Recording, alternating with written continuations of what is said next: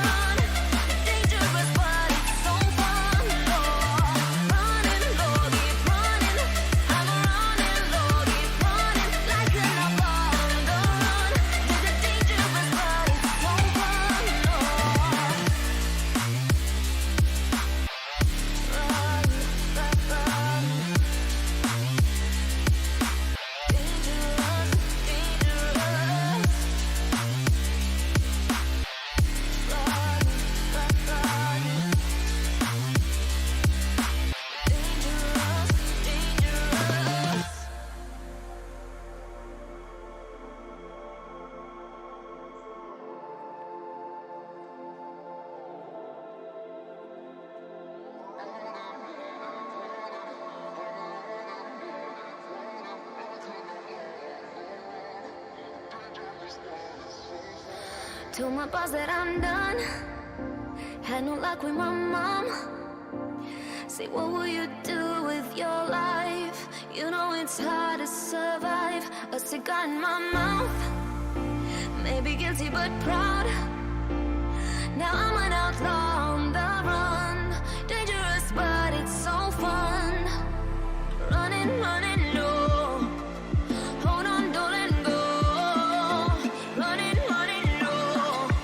Keep running. Welcome in. We're here at Risen for the Tier 2 Proving Grounds tournament. This is exciting. We are into the next bracket. We've already pretty much gone through the first round of the Swiss rounds, where everyone's played one best of 3 so far, and now we have 2 teams that are 1-0. We have 100 Thieves next, taking on Revival. I'm Mad Magical. I'm joined in by the Rebel Fox. We will be your casters for today. I'm excited to see how they're going to be able to play in this matchup, and we already see, look at this, they have really gone through this draft pretty fast. That they have. They're picking up steam really quickly. 2 teams both sitting at 1-0. This Swiss bracket puts a lot of pressure on you to just keep winning, making sure you take one of those top spots. And we got, obviously, 2 fantastic competitors, both coming off that last week with that win. 100 Thieves, super exciting roster, as everybody knows. So should be an explosive little matchup we got tonight. Right, especially because we all know yesterday we had one of the biggest upsets where it was Glacial Esports. They took down Cloud9 Amateur 2-0.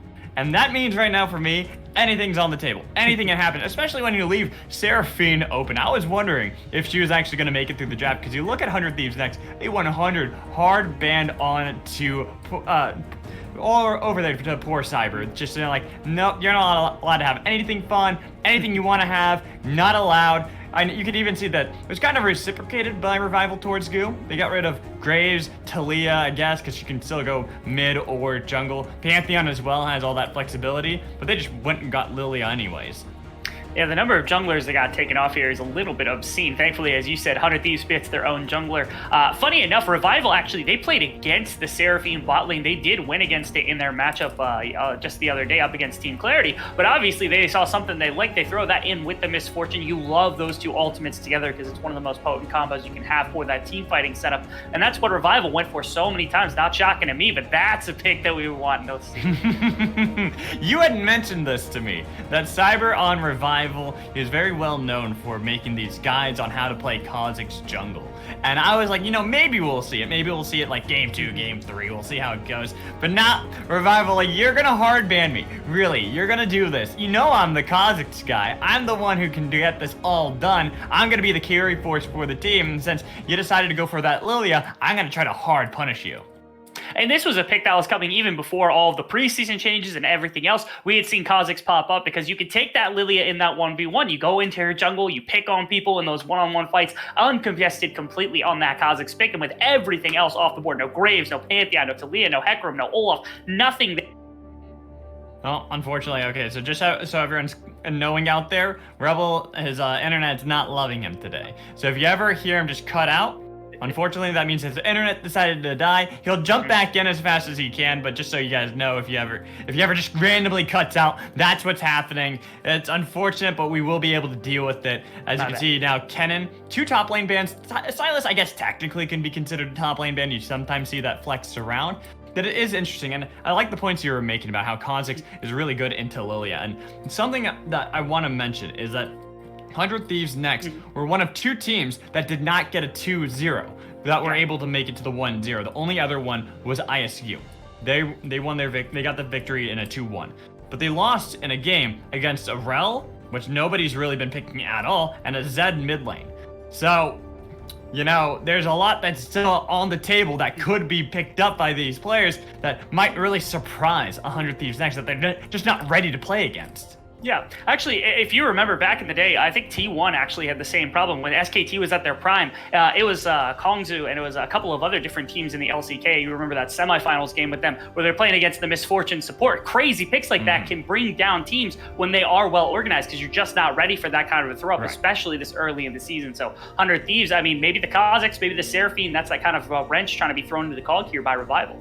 I will say the Seraphine's not too surprising with how strong she's been both mid and support. You pretty much see her permaban. Yone is a pick that's actually really interesting because there's a Kali Yone, the flexibility now you have. What one goes where? Is it going to be a Kali top? Going to be a Kali mid? Yone top? Yone mid? We're not exactly sure. And neither is Revival. I would love to see them go for that. That would be hilarious to see, especially with an Akali. It's like, all right, you go invisible Tivers on you. But I doubt that's actually going to be a reality. The Maokai is an interesting pick too because even though we do have the Seraphine that... Oh, that's not real. What is it? Danny? That's not real. I mean, okay, so the thing is, Annie's not bad into the Yone just because I know it's not.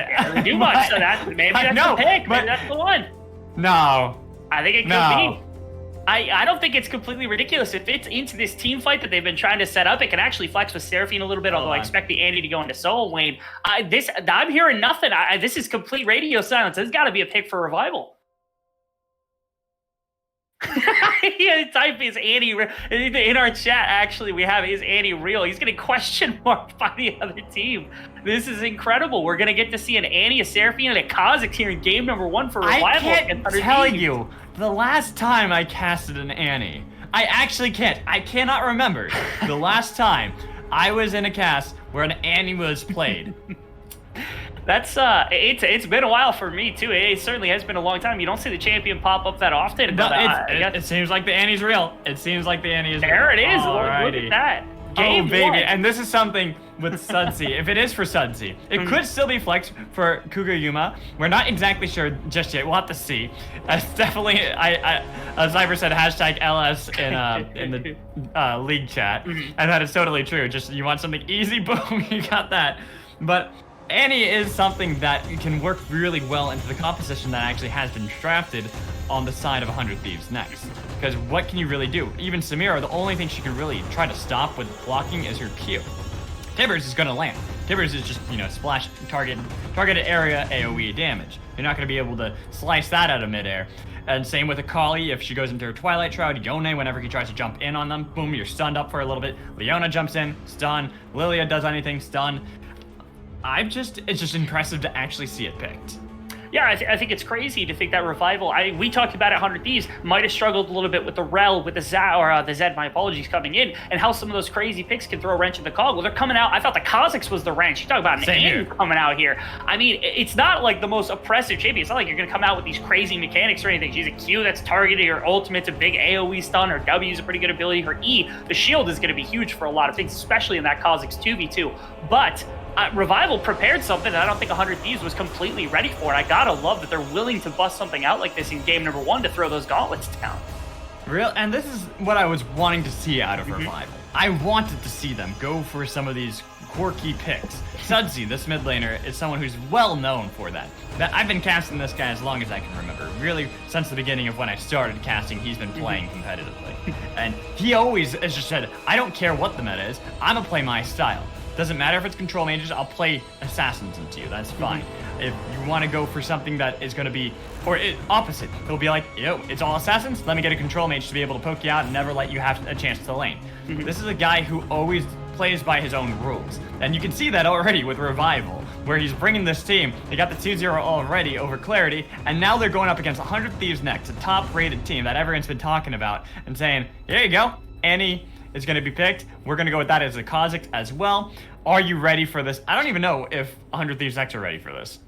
Now, I also want to pump the brakes just a little bit here because this is still 100 Thieves that we're talking about. This is Cozy Shroud, who's on his, literally the champion his namesake is based on in the Akali. You also have the Yone for young mid in the mid lane. Both of those champions were used in those prior series where they did win, and they got a dub with those champions. And they're very good on them. Couple that with the fact you got Samira Leona, fantastic dive composition for Instinct and UCOC, this newer bot lane that we're so excited about. This is not a simple composition to play up against, even when you've got this kind of little bit of an edge that you've gotten to your team here with this draft. Right, and that's the thing, is, while I love this out of Revival, and any team that goes for things that aren't meta, that aren't really seen too often, they'll always win my heart. But you're going up against a team that you've given a Kali to Cozy Shroud. You mentioned it, his namesake already. Gu has been this jungler who, from day one, when I got to cast him last fall, he has impressed me every step of the way. Every single time I've casted him, he has carried like insanely. This guy is a pop-off jungler, even on things that you wouldn't consider to be too pop-off junglers. Young mid, I mean, there's not much I can say about him besides this guy really is the upcoming young mid talent that we want to see out of NA, and being on Yone, another champion that can really flex his muscle. Bot lane, Asilian, aka Instinct, as well as Busio flexing back down to the support role. This is interesting to see them. They're all aggressive. They all can play a style that can go up into the face of Revival. But at the same time, Revival have now drafted a comp that can also stop them from doing that. From every step that they want to take, they're not going to be able to do so reliably.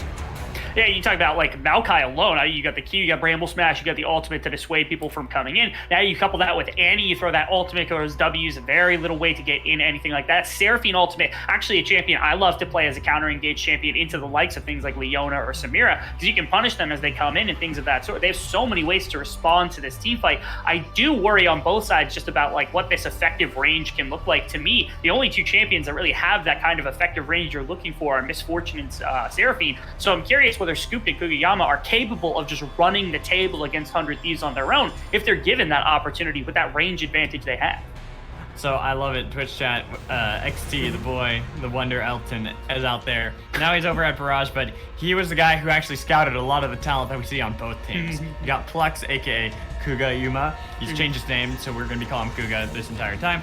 But he has been someone who was spotted out by XT, as well as you got Cozy, you got Gu, I believe Young as well, all talent that he was able to kind of pick out, had XT Esports that were this team that was really interesting to watch as well, because another team that played really aggressively and was a team known for just doing their own style. They didn't go super far in like scouting ground stuff, but they did do well. It's not like they did horribly. They were able to make themselves obviously known where you have 100 Thieves next, picking up 3 of the members.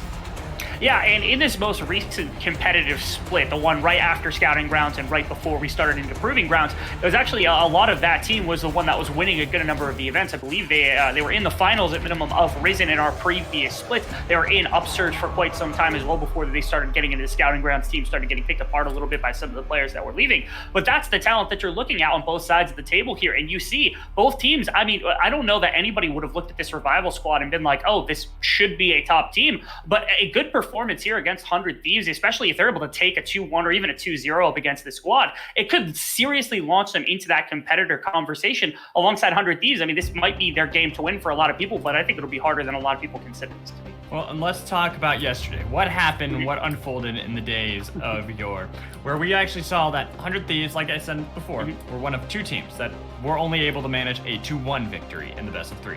Revival was not one of them. They were one among many that got 2-0 victories. We look at the loss especially because it's a lot easier for us in hindsight to be able to say what went wrong for the side of 100 Thieves next. And honestly, you talk about the composition against them. The Zed and Rel.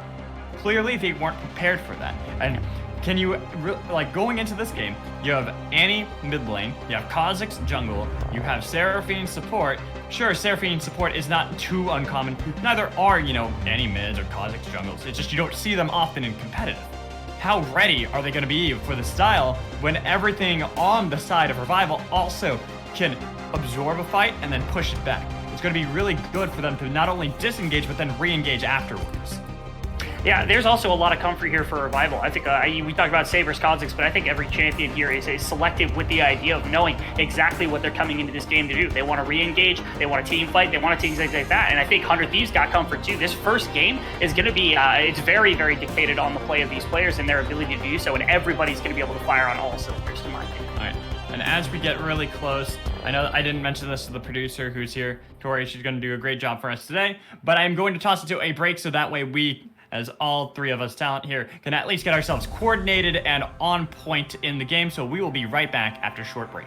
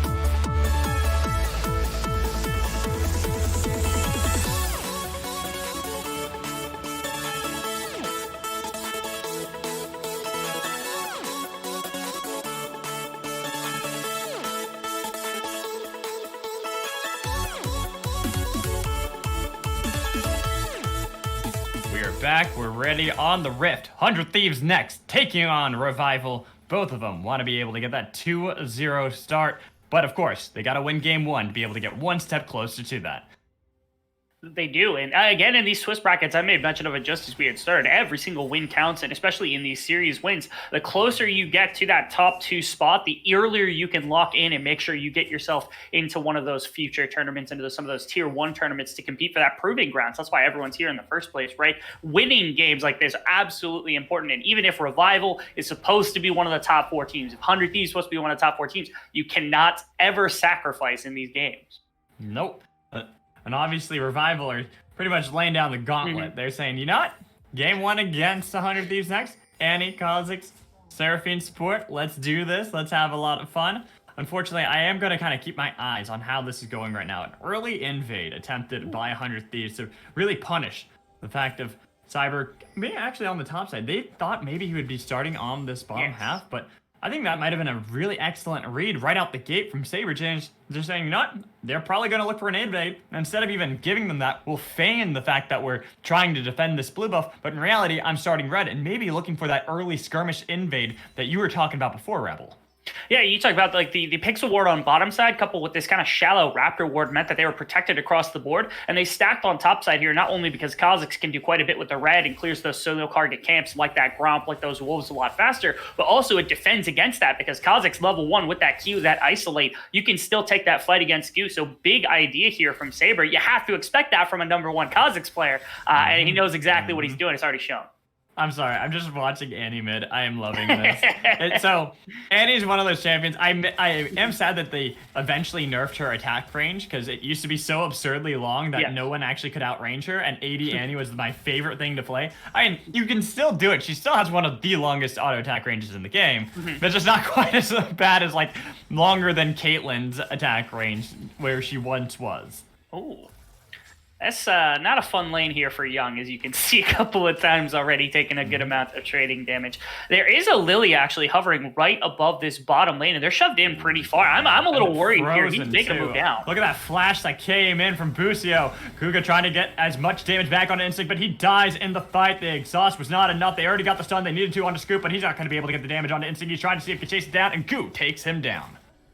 That's a pretty big play here from the side of 100 Thieves. They somehow find a level 1 gank for their bot lane here. They get shoved in. They're relatively low range. You're dealing with a Misfortune with this Comet. You're dealing with a Seraphine at this level 1-2 mark. It's kind of tough to deal with. And yet here they are immediately ganking for the level 1 champions, making it work. Big play by Goo to start this thing off well here for 100 Thieves. That's what we'd expect from this player. Aggressive player, always trying to see if he can make these plays. And that's something I love to see, where you expect to have a difficult time against Saber. You know he's going to try to see if he can fight you constantly. He's already stolen your red buff.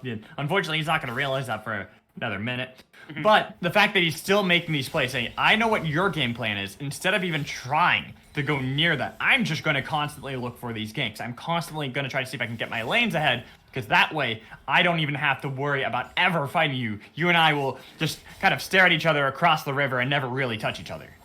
And notice also, so they had originally moved Saber back into the bottom river where we were able to secure that Scuttle Crab. I'm surprised he didn't run immediately through mid lane, go for that top side Scuttle instead of doing anything else, because that does give Goo here the opportunity to respond to that. If Kha'Zix had simply walked up through this mid lane, could have maybe gone for the double Scuttle. Heck, with the support of this, Annie might have even been able to walk in for blue buff, take both, and kind of get all of the cookies from the cookie jar. But instead, he plays rather respectively. He plays with his bottom lane, and instead, he's going to walk into river, maybe look for a mid lane gank here, but he certainly missed that Scuttle Crab opportunity. I wonder if they were worried about the top lane. Concept Effects, he's kind of got a difficult matchup here against Cozy. He's always going to be harassed and having to deal with that Akali. That's something that they're worried about. They don't want this Akali, especially not Cozy Shroud's Akali, to be able to get ahead and be able to dominate them in the later stages of the game. So maybe it was just a sacrifice. They read the play, said, we're not confident Maokai's going to be able to join in this fight just yet to really reliably help out. And not necessarily enough mana to come down as the or to push out as the Maokai to punish Cozy Shroud if he roams early, and not really enough either to push out Cozy Shroud. So either way, probably would have just ended up being an equalized top lanes both coming down. And as you said, Cozy Shroud definitely more comfortable on the champion, maybe more valuable than a Maokai without a ton of mana bar at the moment. So I agree with you with that. It will be a pretty quick back for Goo here, so he's going to be out on the map rather quickly to try to put down some danger somewhere on the map. Sudsy's been taking a little bit of harassment from Young in the last couple of minutes. Maybe you try to put some pressure and get Sudsy off of the back of Young here.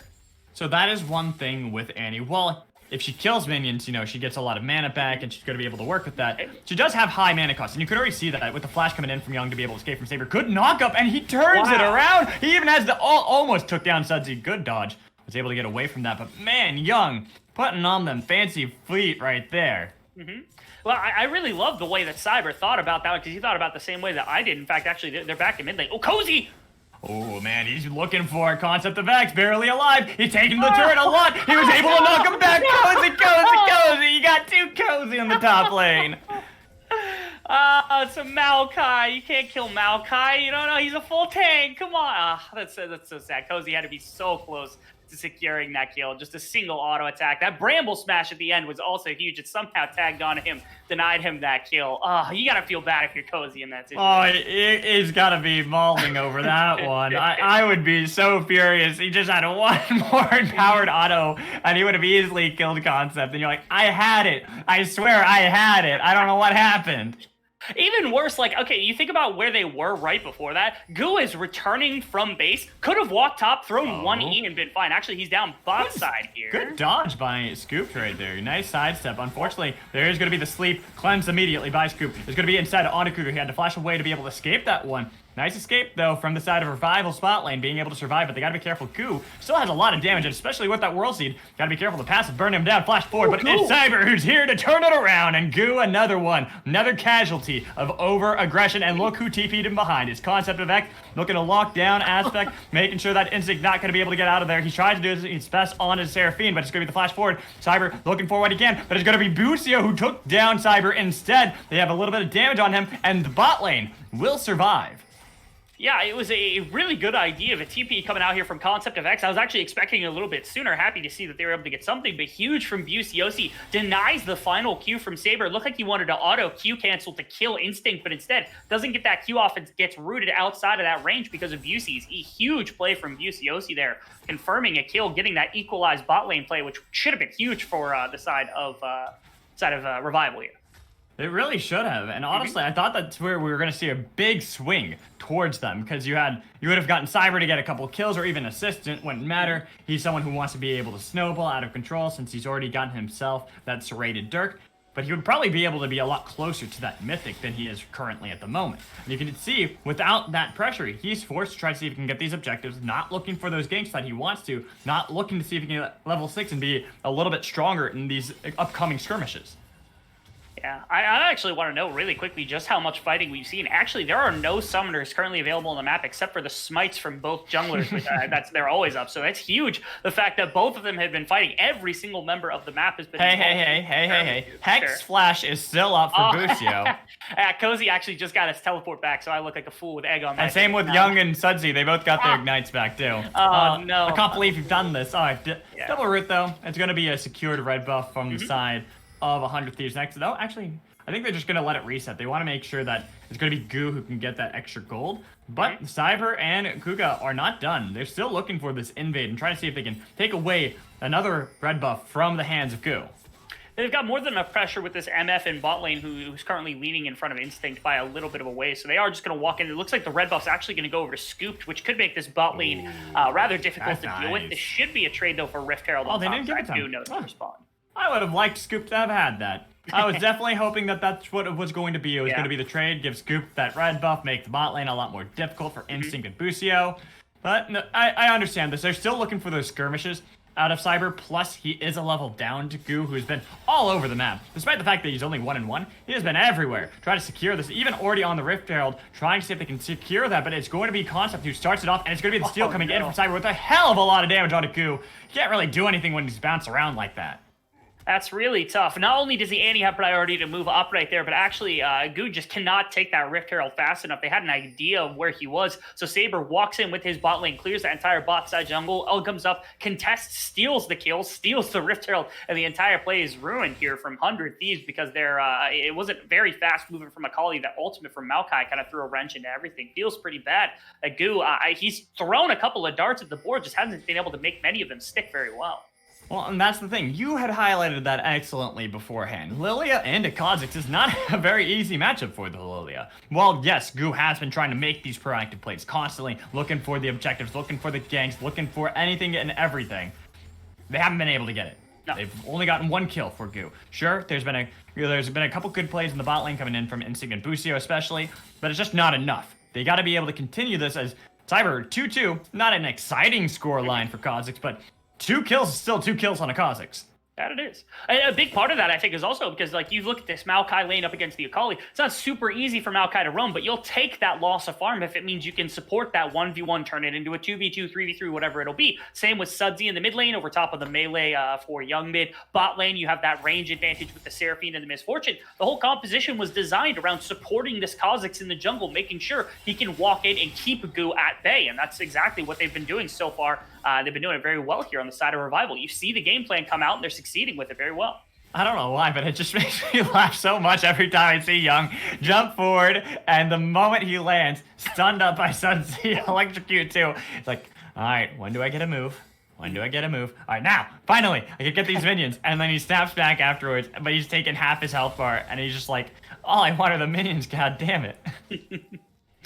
It is, that is the life of the Yone in this lane. Although he's not doing too bad in farm. No, he's doing great with it. He's only down 5 farms, so you take that respect. It was Sudsy who moves around quite a bit, so it's not like he's putting all this massive pressure in a kill lane up against Young being this range champion. But still, big respect to Young being able to keep up. Actually, big respect to Cozy, too, who's got a lead on the Maokai. And never really going to be able to kill the Maokai specifically, but if you get big and farm on Cozy, I think the game they won on him, he went 1-4-2, but still had a ridiculous amount of damage. See, look at that. Every time he goes up, stunned immediately. It just I just feel bad for Young. Oh, nice flash, though. Look at that. Looking for him. Busio. This guy, he is insane. I mean, if you'd have asked me what position he played all last year, I would have told you support. Goodness gracious, that was a mean little combo he put down, getting that kill for. Yeah, absolutely. Even Instinct able to get that knock-up with that passive from Samira as well to secure that kill for Goo. That was big aggression into Saber there. Oh, good flash from Sudsy to be able to get away, and the turret shot followed Young all the way back. That it did. Actually, I'm watching the pathing right now. Maokai is walking down mid lane alongside Kha'Zix, not even bothering to walk into topside, so Cozy could punish that, but no TP from Concept of X means that he's got to be here for this fight if they're wanting to contest this dragon. Actually, Cozy recognizes that as well, so nobody's going to TP. They're all going to walk down. This could just be a 5v5 for the dragon here. This is definitely going to be a 5v5 for the dragon right now with everyone here. You got Cozy nearby too. World Seed connect. Sudsy's going to fall asleep. He's got a good stun with Timbers, but unfortunately way too much damage coming in from Young. Step back, and he takes the kill. They even look for Instinct. They're able to get the charm with the bullet time. That's 2 dead now on the side of 100 Thieves next, trying to see what else they can get for themselves out of Revival, but they are the ones who won the fight despite the fact that Sudsy died immediately.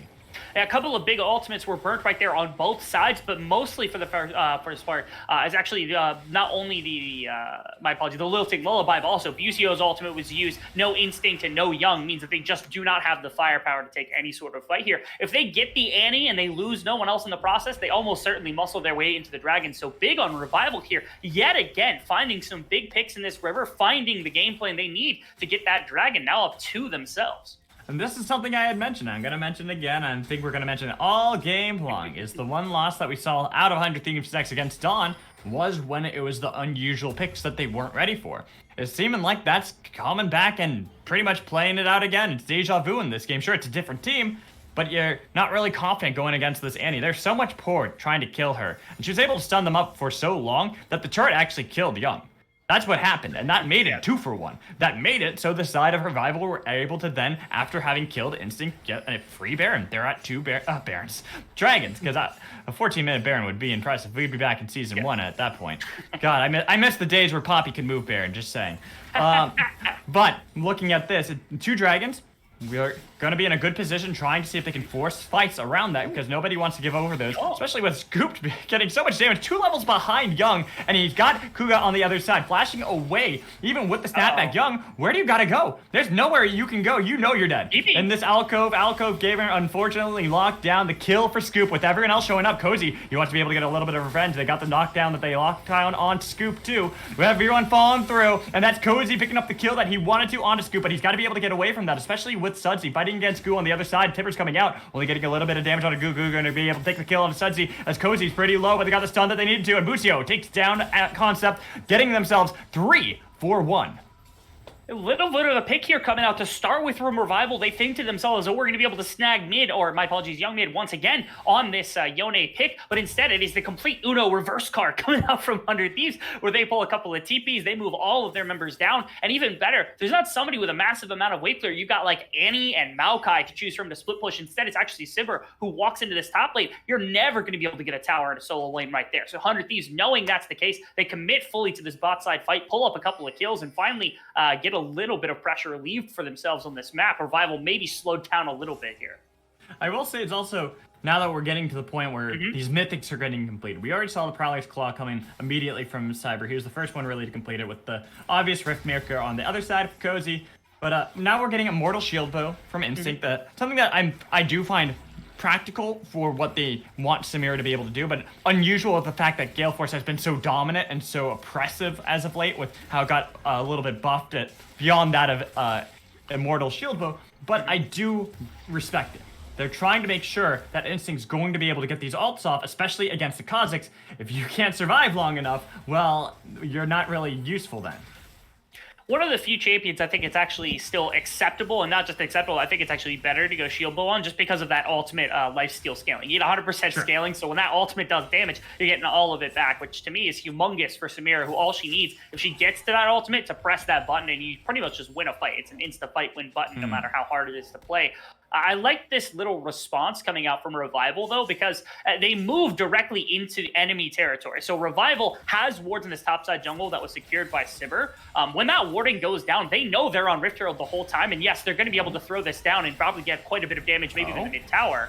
They already got their response. Looking for that, but he's locked under. Was able to go gold, and two members of the bot lane of Revival realized that fight was not. But Cyber, the damage onto Young, he missed the ult, but now he is caught away. 5 members trying to see if he can dodge away, gets back to the bush, but they found him. They knew where he was. I thought he was making the great escape. I really did. I thought maybe Busio would turn around, wouldn't see him in the brush, and he'd sneak out. But thankfully, Busio was ready for that one. That was I thought he had it for a sec too. Yeah. Busio though, he was like, nah. I know how this goes. No sneaky today. Not at all. Wasn't able to find Young mid either, so they do push down mid tower, and they find themselves a kill because of Cyber trying to punish on the backside of that. So I was going to continue that thought with Revival getting bot lane tower guaranteed is a good trade if they're able to stop the Rift Herald, but thankfully, 100 Thieves, they know exactly what to do. They jackhammer down mid lane, they find a kill for themselves, and they continue this lead a little bit more forward. Big pressure and big props to them for finding this play. All right, really, we're gonna have this dragon coming up really soon, right? We're gonna have that. I just really want to quickly mention how I always find it weird that Maokai builds Sunfire, mostly because that would mean the tree's on fire, and that wouldn't be a good thing. The tree would burn really quickly. Isn't that why he came to life in the first place? Because people were burning down his... Right, that's what I'm saying. All right, well, I'm taking a little bit of damage right now from Coach. I'm just saying, it doesn't make sense. You're not wrong. Goo! Wow, goo! Well, melting lullaby. Unfortunately, too many people too far away. Not going to be able to chase that one down, but unfortunately, you use that ult now and has to be careful because this means the side of Revival have a bit of an advantage around this Cloud Dragon. The only ultimates that you're capable of engaging with from a distance are either Leona's ultimate in that Solar Flare or also that Lilting Lullaby off the back of a Swirl Seed. Since that one is gone, you're relying exclusively on Busio. See here, that Maokai ultimate shoves him away. Even if you land that perfectly, you're not getting any follow-up there. Huge play from Revival. Third dragon of the game is massive for them. Okay, I just see 100 Thieves next rushing over to the Baron side. I'm like, they're not planning a 20-minute Baron on me, are they? Like, I don't think they could get away with that. That would be impressive as all hell if they did, but I don't think that's gonna happen. It's a little slow. I think they could do it, but it is a little bit slow at this point. Okay, do you genuinely believe that, or do you just want to see them try that? No, I genuinely believe they've got double shield bow on their ADCs, and they've also got percentage health damage on Goo. I genuinely believe they could Baron. It's slow because it's only a 20-minute Baron, but it would probably work out. It's just that the other. So who's taking the aggro? Who's taking the aggro? Probably Leona, probably UCOC, the 2-0 and 5 support tank. I mean, yeah, okay, that's fair. But I don't think she's that tanky yet. No, not ridiculous. Right now, Seraphine was able to get a nice charm with the bullet time on the other side to get a lot of damage on a Busio on Goo, but they had Instinct nearby to be able to take down Kuga, who can't fight back with that much damage onto him. A nice little find there as they're moving into this top quadrant to find a little bit of vision. They just got to shove back out mid lane, and Scoop is going to have to catch the rest of this wave. But it looks like they're going to back off here. They're not going to go for this little bit of vision setup. As you said, I don't really trust the Baron this early either against the team that has pretty good AoEs and things like Annie and Maokai. So I actually agree with you. They would have pushed in to try to find some of that vision. They get a bit of shallow vision, which is helpful. But for the most part, I think they should just work on trying to control and set up around this next dragon, because inevitably, that's where Revival's going to end up. Can we all just applaud Busio right now, though? Like, goddamn, he's just doing an amazing job. The 206 Leona in lane, both times flash forward off cooldown, flash forward for kills, both times. And this is what I've always said: Flash is an offensive summoner. You do not use it defensively. You go for it. You kill the enemy. Otherwise, how the hell do you think you're gonna win the game? Yeah, denying one kill as opposed to using it to get a kill or get something in the team fight, I agree with you. There's a lot more payoff on one side than the other. I would give big props to this bot lane in general. They're down, was it like 20 farms, something like that? They're playing Samira, Leona into Misfortune and Seraphine with a relatively losing jungle matchup. How about the fact that they were able to make these lanes work to some extent? And that does speak quite a bit to the skill that's coming out from 100 Thieves. This is why we consider a lot of their players to be really good and why we have such high hopes for them, because you're seeing it by little by little. These should have probably been a lot harder of a winning lanes given the setup here to try to support Sibber, but I mean, they just weren't bending all that much, and now they've got themselves at least close to a 2,000 gold lead. Not bad, not bad. Definitely going to applaud them on that one, because unfortunately for Cyber, sitting 2-4 at the moment on this Kha'Zix, only having that Prowler's Claw compared to Goo, who's already got the 2 completed items, of course probably sitting on a good amount of gold at the moment, about 1,000. He wants to be able to get that second item. He needs to be able to get that full burst onto members like either Young or Instinct or Cozy, depending on who he jumps on first, so that way you don't have to worry about them either getting their ults for Instinct, being able to get the full amount of damage out of that Rift Maker. If all else fails, you have to at least kill someone at Kha'Zix, otherwise, why bother picking it?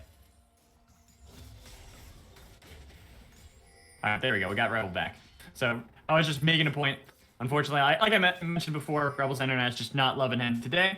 Right now, we do have a slight Baron setup on the side of Revival. They've gotten a decent amount of ward pushed back from 100 Thieves next, but I love this. They're answering on the other side because they know that Revival are at soul point. If they get this next dragon, they're going to have Cloud Soul. So, they're trying to make sure they're not going to be able to provide that extra bit of move speed and moving around the map to be able to out-rotate them constantly.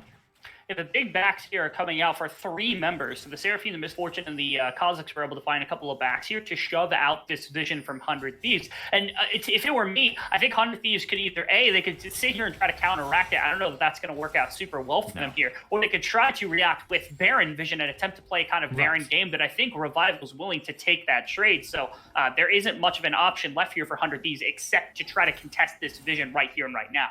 I do respect it. You got to make sure you're putting this up. Even though they do have a lead, one bad fight, it will all start pouring in away from them. That's why they have to look for this. But look at what happens to Goo. What can he do? He's immediately locked down. They didn't land the taunt that they needed to out of Seraphine on the backline, but they have at least locked Busio while Cozy was not able to get there. Cyber, he focused him down and burned him down. They picked up 3 kills in the fight, and guess what? Who needs the damn dragon when you got Baron?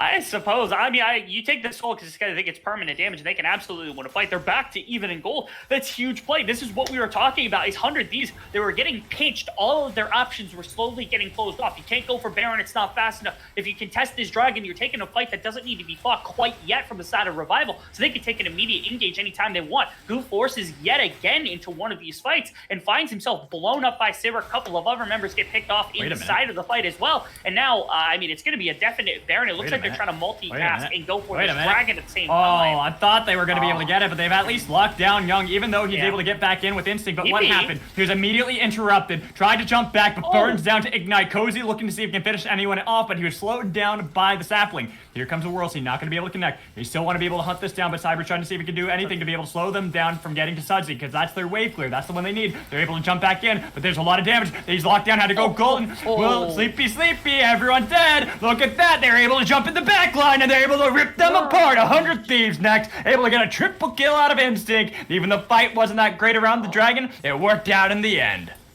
They were so close. Revival had me baited here for a minute, thinking they weren't playing against the 100 Thieves and that they might have had an easy way to try to close this game out, but instead, 100 Thieves finds the engagement they lead. They lose 3 members, but they get a number of Barons off of this squad, and they were able to deny the dragon as well. So the game goes on as intended. They might be able to shove down 1, maybe 2 towers, probably break these outer towers at absolute minimum with this Baron buff, but still, I think 100 Thieves took a lot of the wind out of the sails that could have come in from Revival in this back half of the game. God damn, I gotta give credit over to 100 Thieves next on that one, though. Even though, you know, sure, they lost the Baron, and it looked a little dicey around the dragon, it all worked out in the end, right? 5-1-5 Instinct, Samira now online, got Collector too, so once you're able to go into your dance and be able to pretty much rip apart everyone, everyone's gonna die if they're even low enough. Now...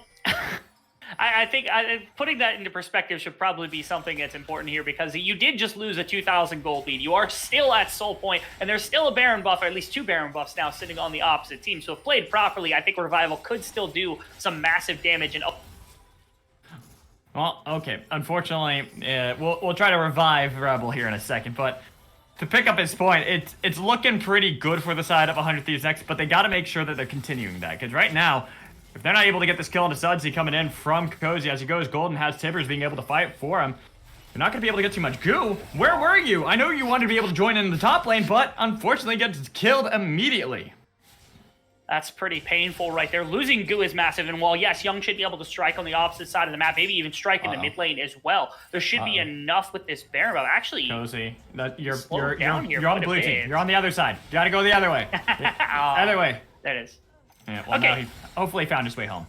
Yeah, I mean, they get a couple of kills, which is fine. They get 2 kills on a Cozy and on a Goo, and they get themselves a tower here for Revival. If they get this second tower, it's probably worth it, but they might lose 2 inner towers off the... Okay, they weren't able to. Maokai was able to stop the other one. I was worried they were going to lose 2 inner towers for that. I'm like, that's a lot that you just lost in exchange for a couple of kills and an outer tower, so... 100 Thieves not making this easy for them, that's for sure. No, honestly, even though it looks messy, it's all calculated. It's delaying because Baron was still there for a couple of the members of Revival. If you just kind of let them siege, they're going to be able to out-siege you. You're too low of range on the side of 100 Thieves next. They're just going to constantly wave clear. The minions are going to whittle away these turrets, and they're going to be able to get a lot more. What's the best way to do? Divide and conquer. Try to make it so they're split up across the map. You're able to get a couple turrets. Almost were able, like you said, to get that second inner turret. Had they gotten that, that would have truly been the success of the play, but the fact they didn't means it just fell slightly less of what they actually had envisioned. Still a couple thousand gold, and 100 Thieves actually has a little bit of priority here to look for this next dragon setup. They have good enough vision now with the UCOC confirming and mid lane push to keep everybody away, but these resets coming out, this 3,000, well now 2.5, 3,000 gold advantage coming out here from the side of Revival could make a pretty big difference if we're waiting for this next dragon fight, which you have to think this will be the breaking point of the game. If somehow 100 Thieves holds on during the course of this fight, it'll be a huge blow just to the confidence alone, if not to the entire game plan from Revival. But if Revival is able to confirm this second Cloud Drake, get that Cloud Soul, and continue working their way towards the next Baron, this is a team that built themselves on fighting, and during their success during that 2-0 we talked about a number of times from just yesterday. So if they're able to get to that team fighting phase with all these buffs, with the gold advantage, I think it'll be difficult even for 100 Thieves to stop them. Well, and it's what we mentioned with the team comps. This is a composition drafted by Revival to be able to thwart the engage that is going to come from 100 Thieves next. It's all about disengaging, re-engaging, eating it up, absorbing it back, throwing it into their face. As long as they are able to do that, it's going to work. You can even see there, Cleanse using Mikhail's Blessing just to be able to survive, so that way, now, Melting Lullaby is off of cooldown. That's a huge ult that they have lost on the side of 100 Thieves next.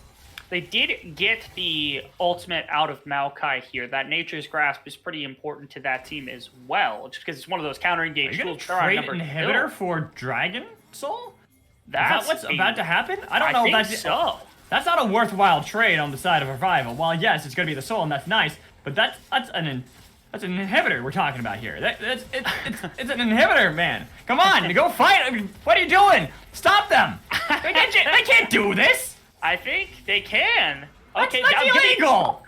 This is the hard part, though. They're stuck in the base. All right, yeah. Now how do they get out? At least Bussio's trying. He's like, all right, I'm gonna open the door. Everyone's not gonna be here. They're trying to see if they can get the charge. They're trying to get in the back line from Young. Had a lot of damage that they needed to, and they interrupted the bullet time. Here comes Inferno Trigger, shut down by Cyber. Making so that it's gonna be on Kozi. Can he make it on Kuga? He couldn't. It's a double kill coming in from Cyber. Looking for Bussio, able to get himself a triple kill. Looking for Young. Young trying his best to be able to fight back the best he can, but he just can't. Nowhere to go again. Wrong damn base, Young. You gotta go the other way. They're just gonna have the quadra kill over to Cyber. Okay, I'm just going to point this out. First off, the idea to trade this inhibitor for that dragon, it's a Cloud Soul. It's probably not going to break the game, and all it's going to do is give you another opportunity to fight around the Elder Drake, where if you take that as 100 Thieves, that's a big idea. Getting out was always going to be a problem here, but you see now the game plan from 100 Thieves, where they want to break this fight into multiple pieces. They've got Cozy, they've got Young Mid, they got Instinct, they got a couple of different approaches to fight on, and how well this Kha'Zix counters exactly that strategy. One by one, dominoes fell in that fight for 100 Thieves, all because of Scissor's amazing comp. Honestly, just crazy coming in, and they will be able to get themselves their second Baron of the game. They are backing. Wait a minute. What? What? Interesting. Okay. No, Revival. Rewind. Yeah, Rewind. 30 seconds. Second Baron. I was just saying it. You had it. They have 4 members on the field for 100 Thieves. I suppose they think, like, if Instinct and Busios find their way there, and if Goo's able to find his way there because he didn't die in that last fight, that combo could actually mess them up in short space. That's fair. I suppose that's very respectful from Revival. I agree. I think they could have been able to walk away with that relatively freely, but either way, I can respect the fact that they're going to wait for their better opportunity later. I can't. I'm all about fighting. You're all about the now. I'm a play-by-play caster. We're impatient. Yes, we want fights. We want aggression. We want confusion and chaos. That's what we're here for. See, the problem is color casters also want that, but we have to know why everything else also matters. Oh, I don't need to know. I don't need to know why. That's like I don't need to know any of that. Okay, now they're going for it. Yeah. Cozy does have TP. They're spotted out by the blue trinket. It's going to be down to 25. Trying to see if they can at least get in. Wilting Lullaby not going to be able to stop them from getting their second Baron of the game, but looks like there's the pings coming in the bot lane from the side of Revival saying we got to stop this push because they're going to be able to get that inner. Yeah, they get inner tower. I mean, that's definitely a worthwhile trade. You're sitting with Cloud Soul. You've got the longer range composition. You've got a 4,500 gold lead at this point. All you even have to do at this point, I harp on this every game I see it, you push out mid lane, you push out bot lane, you walk to Elder Drake, you take any fight you want because there's absolutely nobody that can stand up to you, especially a team composition like this, which isn't particularly well designed for handling either split fights or together fights, especially without the range advantage. So to me, that's all that needs to be done here from Revival. If they want to speed things up, they can look for fights, they can look for other objectives, they can even just look for the 5-on-5 and the approach to the Elder Drake. But really and truthfully, all they need to do is properly manage their waves, which is why 100 Thieves, they're looking to cripple them at the knees when they approach for waves like this or when they approach for some of this vision, but Revival's not buying into it at all right now. And they don't have to. They're Siege Conf. They have the composition that's going to be able to eat any engage and throw it back. We've just seen it a couple times where they constantly are fine with looking for those fights that are engaged upon by 100 Thieves next, and boom, back into their face saying, no, this is not how it works. You're the ones who are going to die. And even crazier is it's actually Revival who's using Sudsy on this Annie with this Baron buff to shove in top wave, and they're also using it to shove in and siege up on mid wave. Okay, so Young is going for a very aggressive play onto concept. I'm sorry if you don't get the concept of tanks though, Young. Yes. He's got Thornmail too. You're not going to be able to win that fight ever. Yeah, so they shove in top wave about as far as it can go. They shove in mid wave as well, which is going to get shoved back out. It might buy enough time off of Cozy Shroud where they can now look for a rotation into bot side, and then look to shove up Vivian for this Elder Drake, which is what I was referring to. They're still a little bit early on that, though. About a minute or so on that one. So now you're going to see Concept of X. He's going to shove out this bottom wave. They're going to look to control this shallow vision around this jungle, maybe shove back out that mid and that bot wave a couple more times, then look for the deeper vision, and as well as they steal the red buff and any camps that they can away. And as that setup continues, it's going to be tougher and tougher for 100 Thieves to find their way in. This might be the opportunity for them is to look for them when they're doing this to and fro, to attack them when looking for deep vision. But wow, that's a really quick strike, and there is nothing that 100 Thieves can do to push that back. Right, that's the thing, is what can they really do? We've already seen that their team fights aren't really working. Their split and flanks aren't really working. They can't really split push too well because they just stick a Maokai there and he's a tree. They ain't got the Lumberjack on their team, so no one's chopping that down, even if he is on fire. This is incredible, actually. I've never seen a Maokai split push quite so effectively, but Cozy Shroud's on the opposite side of the map. They've got no one down there to respond to him. They can't walk through the jungle because there's just no vision set up. And again, there's still 50-second win conditions sitting on the table here from the side of Revival. You have to think 100 Thieves is going to force, but the question is, when are they even going to get a chance here? Because there's just too much ability to counter-engage, too much ability to fight. How could they engage? How could they? Cyber was just hanging back waiting. He wasn't even there. They knew that he was looking for that. This is incredible. And again, 100 Thieves can't even approach this dragon anytime soon. They're actually using this vision to spring a trap as well. Wait, where is it? Where's it? There it is. They got the lockdown onto Goo and Buzio and Young. Even though he's got the damage on the Cyber, he's going to be able to jump away, try to see if he can survive. But the Max is going to be able to pick up the kill, and they take down Young. They got the shutdown they wanted to, but everyone else is dead. They got the double kill for Scoop. Cozy, the only one alive. And again, I feel like we've seen this before. The base is the other way, dude. You got to learn some directions here because you're locked down and you're aced. And it's only for Cyber. That will be game 1 for Revival. And right there, you're looking to shove out mid lane if you're on the side of 100 Thieves, understandably. But again, you have absolutely no pressure outside of the very interior of your base. Revival. How many people, raise your hands, literally everybody raise your hands, if you thought Revival was going to come out with this incredible of a game one. It was a 36-minute victory. 100 Thieves didn't make it easy, but Revival had good control the entire time. This was an amazing performance by a team that I don't think anyone expected to come out with that good of a game one. Not at all, but I was definitely, I'm here for it. You got Andy, you got Kha'Zix, you got support, Seraphine, hell yeah. I am definitely down for that, and with that first victory over 100 Thieves next, that is one step closer to getting in a better position in that Swiss bracket. That's what they're all playing for. They want to be able to continue to ride high off of this, and that is another upset that nobody would have been able to predict. I talked about it before. Dawn were able to take a game 2 with weird picks off of 100 Thieves next yesterday. Today, we see it's game 1 that the weird picks are able to undo them. Can we see that go further, though, Rebel? That's the real question. That is a great question. Coming into game number 2, I think there's... I don't even know what you're supposed to do because there are crazy picks here, but the question is, are there more in the back pocket? This also might have just been comfort for Sibber. You have to think he's the Kha'Zix player. I don't know how much Sudsy has played a bunch of Annie, but again, this might have just been stuff they've already been practicing. We know we've seen the Maokai, we've seen Misfortune, I think, in every game that Revival has played. Maybe they got to ban some of that stuff out instead and get rid of the stuff that's been working instead of the stuff that they think they're going to play if it's not banned away. You got to think some of that results-based analysis, but obviously in game number 1, if Kha'Zix and Misfortune are going to do you like that, I don't know, maybe they're worth it. Let's look at this. Okay. Wukong, Hecarim, Olaf. The 3 bans from 100 Thieves next. They still pick the Kha'Zix. They still have that. We were mentioning before that Revival, that's what they like to play anyway. It's questionable, I think. And 100 Thieves, obviously, they have a game plan they're going for. And again, they didn't have a bad performance by any standard whatsoever. But seriously, it looked like they were ready for all of what... Yeah, I mean, it looks like they were ready. Unfortunately, again, we lost Rebel there, so hopefully we'll be able to get him back in just a minute.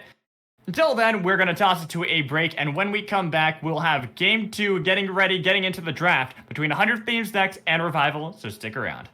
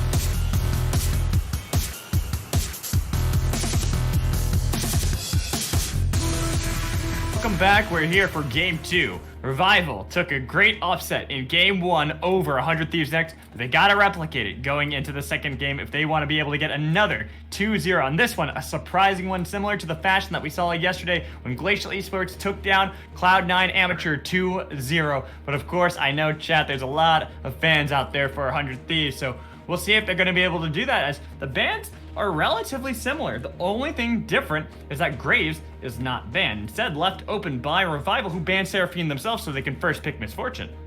Interesting that they would leave the Graves open as well. I know, I don't know how much Goo has played it, but I'm sure he's very proficient on it. I love that you keep coming back to the C9 just reference because of how many times, how important it was. You think like one of these big organizations, they come down, they get one of these amateur teams. 100 Thieves is a proven entity in doing so, having all of their team essentially go to the next level, even their replacements go to the next level. And here they are losing this first game against Revival. I know there's a learning curve, but it is still big to think that one of these major organizations might be losing in some of these first rounds. Well, that's why I mentioned yesterday as well, the game they lost to Dawn. While they might have come out the victors of the best of 3, they did drop Game 2, and in a surprising fashion to a composition nobody expected. That nobody thought a Zed and a Rel were going to play, especially before any buffs to Rel. And that, I'm like, you're already looking at that. I was about to say, we gotta talk about what 100 Thieves next up draft, because they got the Graves as going up against the Kazakhs again. Okay. It's a little harder this time, although, okay, so immediately Rival have doubled down into the Shen pick, which can, we've seen it as sport a couple times. In fact, actually, it was, I believe it was Zazel who was playing it a little while ago in some of the other preseason tournaments that went around, which can be helpful for the Kazakhs.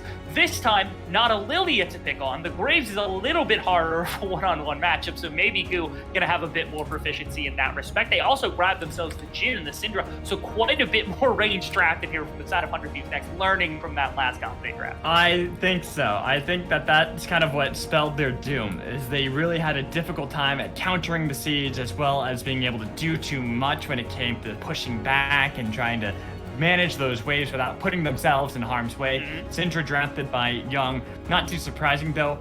It is interesting to see that they've locked this in and now are going to go to the bans. They banned Yone, we see Mordekaiser again, pretty much the same bans coming in from Revival, like that we saw last time, where they, let's see, I see Talia, Pantheon, only Graves was the different. Now Mordekaiser, I wonder if it's going to be Kennen as his final ban.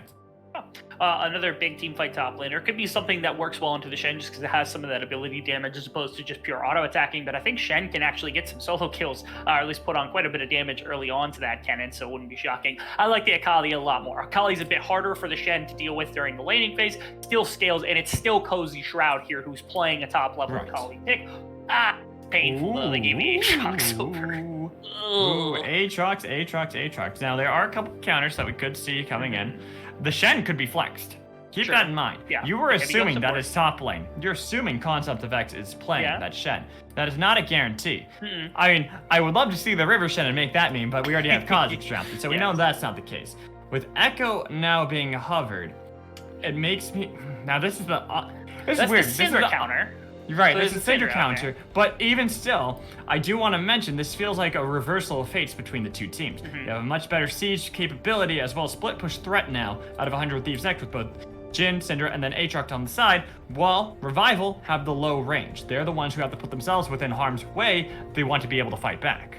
And they grab themselves the Threshes. Well, that's interesting. Thresh has fallen, I wouldn't say completely down the tier list. We just don't see it quite as often as other supports. As well as the Nautilus. Again, another support that we don't see just quite as often anymore tends to be that Leona, that Alistar, a couple of those other picks. But we've gone back to a little bit of a hook meta here, as you said. Low range dive composition set up here from the side of Revival, but now you've got the Misfortune Ultimate to add on top of all of it. 100 Thieves, they're the ones with the range. They've got the Syndra, the Jhin, things of that sort, in order to put on that pressure that we had seen from Revival in the previous game in the reverse split.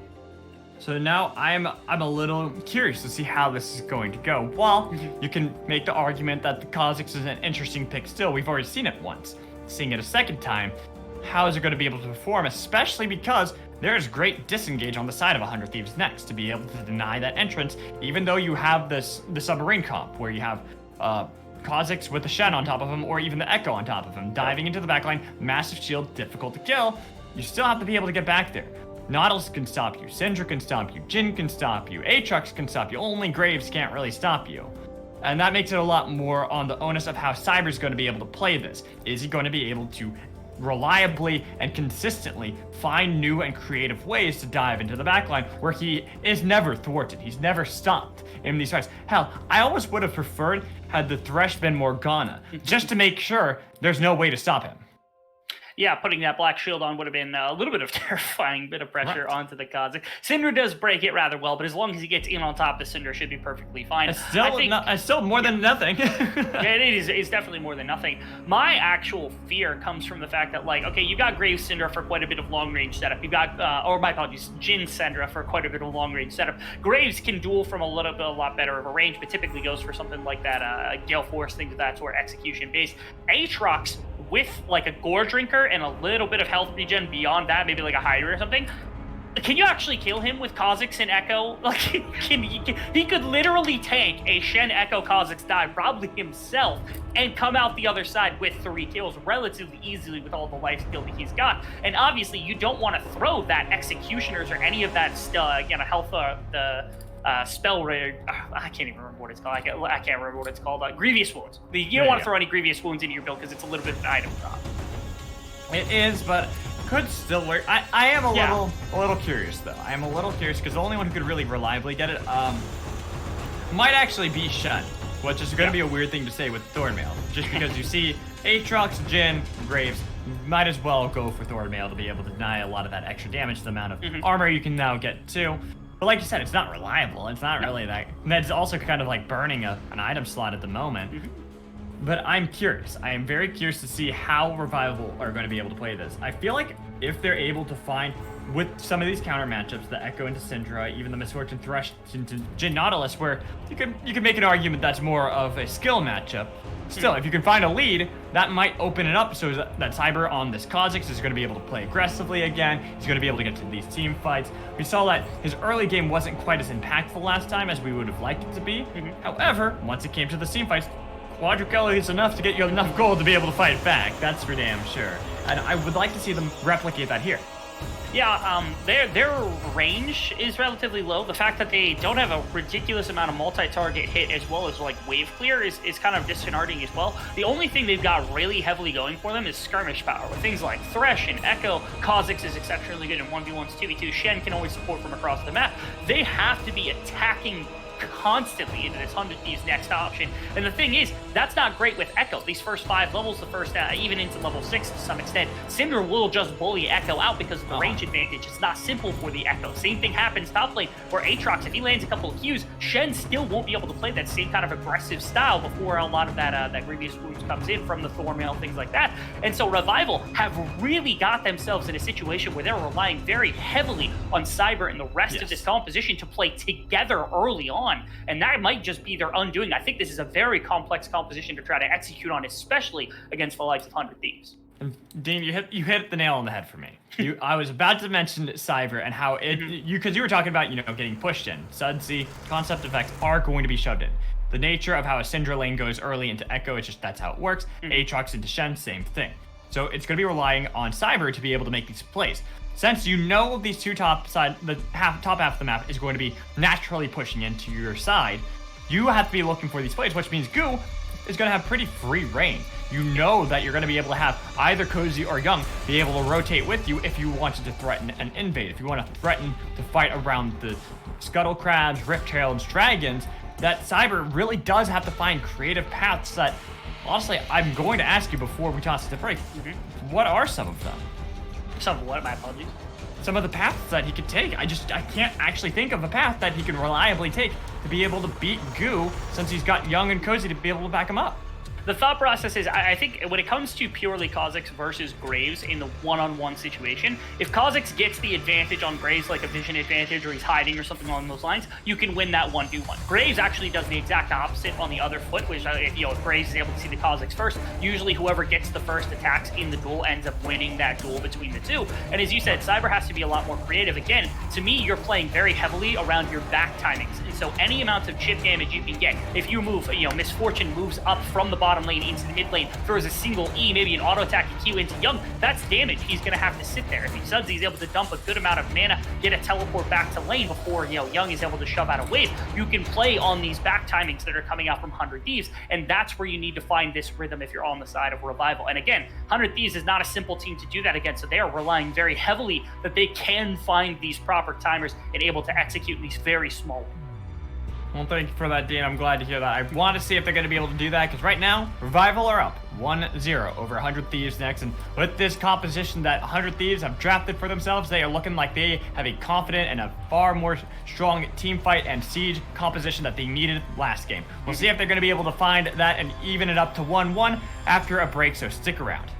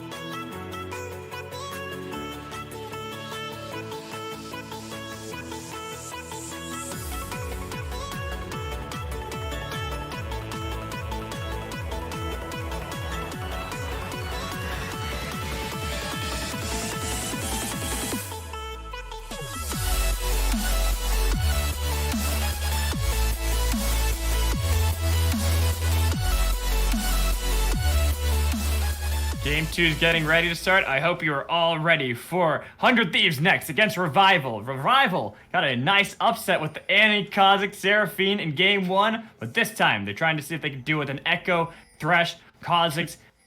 Change it up a lot here in Game 2, but let's see if they can actually manage it.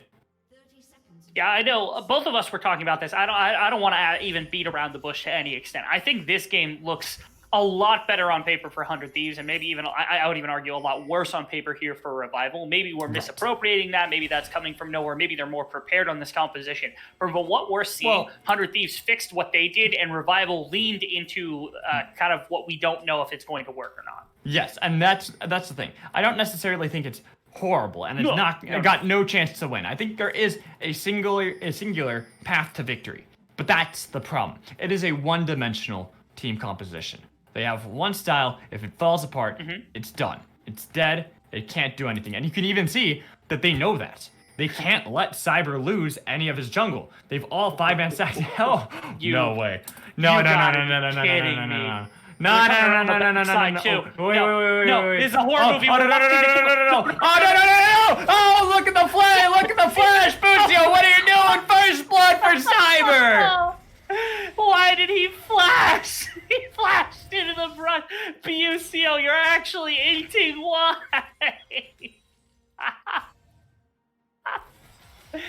Oh, all right. Well, I said it's a one-dimensional comp, and they need to get Cyber ahead. Guess what just happened? They burnt Teleport, Flash on Cyber, and Ignite on Kukuma for the 1 kill, which is a lot of resources in the early game for 1 kill. In fairness, Bucio burned his Flash, his Hex Flash, so it's not a big deal. That was a little bit of a cluster in my mind. That was a bit too much. That was something. That was definitely. That was a play. I mean, it could have worked had, Young and Cozy been there. Yeah. It would have been a pure 5-on-5 to start. Oh, I would have loved that. Oh, okay. Well, they got the dredge line at least on to Kuga in the bot lane, but really, what can they do with that? They really can't follow it up, and they know that. They know that it's just pretty much trying to get lane control. They already lost that first kill over to Cyber, who's now going to have a field day, and I'm just curious now to see how he's going to be able to play around that, and how you're going to be able to use, even if it's just slightly, it's not much, because that early of a first blood, it's the diminishing returns that you get that early on. It's still something, and he's still looking to play against Young, who has no mana, trying to escape. Cyber got a little bit of damage, but not enough to really see if they can take down Young. But Young, at least the flash was burned. Bro, what are these flashes? We've seen 3 flashes this game. Cyber, I don't think needed hit. Bucio definitely didn't need his. And right there, was Sudsy trying to flash his Q proc so he gets the movement speed? Like, I get the idea, I guess, if that's the case. That was a nice dodge by Sudsy. Bucio, what are you doing? What is he doing? I don't No, I can't really discern what's happening. His ping's higher than mine is right now. I swear. I'm trying to figure out exactly what we're watching and if it's not just an optical illusion. I've been watching a lot of stuff with Penn and Teller lately, and I'm wondering if they're just trying to pull like a magic trick on me. Oh my goodness. They're like, look at all this. It's all the misdirection. Oh, it's something happening here, but really, there's this going on, and I'm just not seeing it yet. Why, like, even that play right there, Youngman teleports into the middle of the wave, which I get was to hold it, but also then loses half his health bar to Sudsy. Like, that's a very, like, minute thing that Young has done probably a million times and should know better than to do. Especially, I mean, without Flash on Cyber, I was going to suggest maybe they use the priority in mid lane to get Goo aggression up against this pick. But, I mean, without half his health bar, if Echo's able to get back in time, then they're just going to keep him shoved in and there's no aggression for Goo. These are facts. My brain's still racking around all this stuff. It's like I'm still trying to figure out Bucio's flash at level 1. I respect it. I would have done that as well, but it doesn't mean it was good. Concept, you're dead. You just died to the turret, I think, right there. Wow. Even though mid lane, they got the hook on a Young Flay as well, trying to see if Sudsy's going to be able to take him down and get a little bit of help coming in from Goo, trying to see if he can escape, but there's not going to be enough shield to be able to save him. Well, the dive continues. How long is that dive going? Okay, Cyber dies, so it's going to be a 1-for-1 top lane. 1-for-1 mid lane. All over. It's pretty much a net neutral. Okay, I think what happened on that top side play is it looked like Cyber had not taken our aggro yet, and so when Concept of X had reset, they gave him aggro to run underneath, and Cozy just doesn't go down that easily because of that powered auto attack, some of that lifesteal that comes through. So yeah, that explains a little bit, and then they trade, I believe, 1-for-1 in the mid lane as well, so a little bit of play back and forth between the two. Goo wasn't able to grab that one, it was Bucio. Bucio, my man, you're killing me this game already, but still a little bit rated back. Is this an Imperial Mandate Nautilus game? Yes, sir. Hell yeah! Hell yeah! I love that. Hell yeah! We're all about it. Yesterday, me and Will, for the first day of the broadcast for Risen, got to cast an Imperial Mandate Ashe, which I've been told is actually a thing, and it's like it's cool. I loved it. I was down for it. It just didn't make sense in the composition that they had drafted, because then it forced Volibear to have to go for a carry build, which made him a lot squishier, and it almost still worked. It almost still worked. Which is the crazy thing. Here's what I attribute something like that to. Do you remember when Runeglaive was like the build to go for in like the 1 week that it existed for mid laners? And like they tried it in professional play and it had absolutely no bearing. To me, that's what the Imperial Mandate Ashe is, where it's like in solo queue, sure, it might work. And it sounds great on paper, but it just doesn't work. It's not the play. Like that's not. It's a lot of fun to play. Yeah, I mean, sure. Like your arrows do a lot of damage. Oh yes. It's fun because they scale off AP. Oh, actually, you want to hear a fun fact? One of the first games I casted in the preseason had that specific build, and we did the math. If it weren't for Imperial Mandate's ability power that you get per level, his arrow wouldn't have stolen a Baron that secured them the game. It was kind of crazy. Well, Sudsy, though. It looks a little bit rough right here. There's a lot of members mid lane. He tried to see if he could snap back, but unfortunately, there's nowhere to really go there. Yeah, that's kind of tough as the Echo. You're pushing a little too far up, end up getting collapsed on by multiple members. The Dragon did end up going over to the side of Revival because Cyber was able to find that one, but they are picking on Sudsy a little bit here in the early game. Already not in a great matchup, but certainly they're making him not feel welcome right now in Summoner's Rift. So remember how we talked about this whole strategy and stuff before the game? Feels like a lifetime ago because everything's just so different and none of it makes sense. And I'm still now I feel like we've gotten at least some semblance of reality, what we'd expect from this game, where you have the push coming in from Young. Sudsy, he had over-aggressed and pushed too far, so he got punished for it, which is something you would expect naturally to happen. Bot lane, because of the skill matchup, we were wondering who was going to be able to get the early lead. Ended up being Instinct and Busio, despite the fact that the early flash didn't really end up mattering too much. So it's allowed Busio to really travel around since he's got the Swifties. He's not afraid to see if he can make these plays elsewhere. Top lane, Cozy, pretty reliably pushing back to Concept, even if some of these frozen waves are not really working out best for him. He's trying to make sure that he's always going to keep Concept kind of near him, so it's going to be a lot riskier for him to actually try to go for one of these TP plays later. Yeah, I actually want to note something that just happened on screen in front of everybody. There was a blue buff taken away by Cyber because of some of the back timings that had come out from that mid lane play that had come through, the bot lane push that had come through as well. It was an immediate take. It wasn't challenged at all. It was a good play by Cyber. But even bigger, no blue buff on Syndra early on means that it's going to be even tougher for Young Mid to try to find some of that push into the likes of Sudsy. So another resource taken away to make sure that this Syndra can't just like purely walk out of lane on this Echo. Maybe give Sudsy a fighting chance here when it comes to challenging these waves up against Young Mid and buy him a little bit more space to fight into goo. I think that's if that was the intention by Cyber, big props to him. If it wasn't, I mean, that's in the background, so it doesn't matter if you were considering it or not. Well, it might be because right now, with the fact that they've already called mid and they've already called support up to mid lane, it looks like they want to be able to fight around the Rift Herald, want to be able to kind of force something there. They know there's not really going to be a realistic answer coming in from Busio and Instinct. Even with the Swifties, not going to be able to get there in time. And so you have an advantage. You can force this around. Blue buff has spawned for yourselves, but Sudsy, unfortunately, had to be able to take that lantern, which means another escape route for Cyber is gone. Yeah, and the shoved up wave means that there's not much to do. Good didn't walk into the river, and they've already got support from the Echo who shoved in his wave. Thresh is also in the area, they know that, and that's going to be a free Rift Herald taken away by Cyber as well. This is big. They're playing off this mid lane wave, despite the fact that they've been at a disadvantage earlier on, and if Sudsy's able to get to some of these first item spikes in the time of the Syndra, you're going to start having side lane kill threat, mid lane kill threat, and you should be able to match some of the wave clear that comes out from the Syndra before second, third item starts to come through. How is it that Revival is getting these game plans down so pat? It's like they know exactly how to play their compositions. Right now, it looks like Cozy had to flash away with the World Ender to try to be able to escape from Concept and Cyber. Does just that. They saw Goo on a ward, so they knew they couldn't really go for the full-on fight. Cozy would be a little bit too scary, especially to able to get the full health revamp that he's able to get. So they back out of that one, play it a little bit safe. But I kind of want to go back to the point you make. And I actually even want to draw it all the way back to the beginning when we saw that level 1 fight. Because I feel like this has all been pretty much a consequence of that. Cyber, normally on Kha'Zix, you want to be able to find these early plays. You need to be able to get these early kills because you're desperate to snowball. Well, he got it right out the gate. He didn't feel like he had to make some of those plays anymore. He was allowed to just farm up, try to get to level 6, level 7 without having to worry too much. And sure, he died one time along the way, but he's gotten another kill on top of it. He's doing fine. He's got a pretty decent lead. I mean, sure, about 500 gold over Goo, but that's something good for this Kha'Zix early on.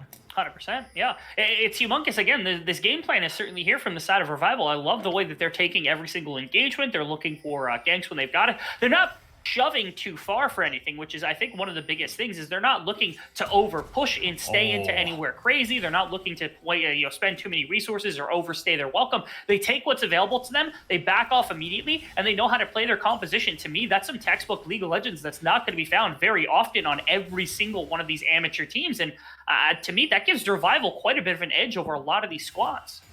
Can I just say, I love Vucio's play sometimes. Sure, you know, the flash into everyone last time wasn't so great. But no, he's been flashing forward every single time. Last game, this game, he doesn't care. He's ready to fight, and he's ready to rumble. He certainly learned from Julian, who made that swap from mid lane as well. Definitely got a couple of pointers here and there, I'm sure, from his ex-mid laner back when they were on Polar Ace. They're contesting for this. He's just in the pit right now. Got the bullet time. Goo took a lot of damage. Same with Bucio. Trying to see what they can get on the other side, even though the curtain call was not able to help too much. They were able to at least take down the support for support. Young on the other side had to flash away from Sudsy. Sudsy wants to be able to chase him down. All he needs is to be able to get one more dash. There it is. Going to be able to get a double kill for himself while a concept in the middle of Cozy and Instinct. Trying to get away, but it's going to be Goo and Instinct be able to take him down. A Scoop takes a lot of damage coming in from Goo, able to return from the entire fight, slows him down with the smoke screen and takes him down. That's going to work out well for 100 Thieves. At the beginning of the fight, it went pretty well from the side of 100 Thieves, but I think they got so scattered, or my apologies, from the side of Revival, they got so scattered across everything in the fight, and they burned so many resources on a few kills they did get, that they weren't able to actually focus down and win the fight itself. And now, with this TP coming in, this is certainly a confirmed dragon. I think Sudsy should be able to walk out of this one pretty freely. Should be able to, but maybe. they might just look for another fight. The TP with the taunt onto Goo, slice him down, able to get Sudsy on top of Young. They took 2 down, sure, they lost the dragon, but they got another fight. Might have lost before, but they are cleaning up 100 Thieves next.